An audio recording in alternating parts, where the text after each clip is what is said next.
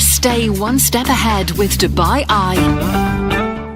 And we're very excited today that Mark Ronson, has produced and will be releasing an incredible record called Diamonds Are Invincible in a couple of hours, actually, which is just a worldwide hit that's going to be released in a couple of hours, which is fantastic. And there's going to be an event in the US, a big birthday party, MJ Diamond celebration party this evening. You're calling it a worldwide hit already. It's about to be released. What makes you so sure? How much of Michael Jackson is actually in this new record?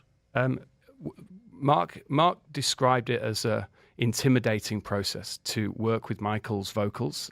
Many recordings of Michael's vocals that haven't been heard before, and existing vocals, and to create a new song. So Mark's... Is it a mishmash of different songs all put together with a sort of underlying theme that has been written by Mark? New vocals and existing vocals, and Mark's written an entirely new song. So it's a completely unique record. So Michael Jackson fans listening to it won't hear, there's a snippet of Thriller there, there's a bit of Beat It there, no? There's a little bit of existing music, and there's a lot of unheard vocals as well.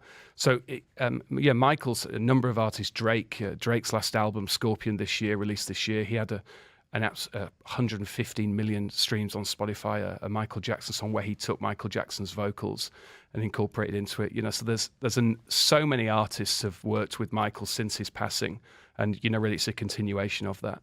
I mean, what I was going to say about how you sell that is that appearances on business programs are very well, because a lot of people listening of our age will be big Michael Jackson fans, but it doesn't introduce the music to new audiences. How do you do that? Well, it's interesting that if you look at this region, so we've had streaming services in the Middle East for roughly 4 years.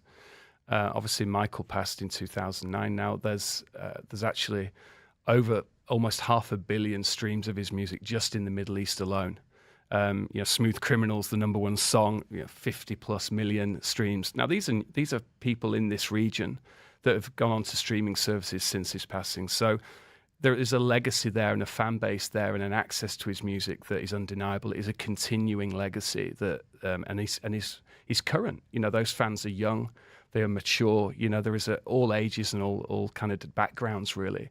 And I think that's an interesting insight into what's his legacy in the world, really, when you look at this region. So often you find a lot from the data, can't you? You can look in, and the insights give you quite an interesting perspective in that respect.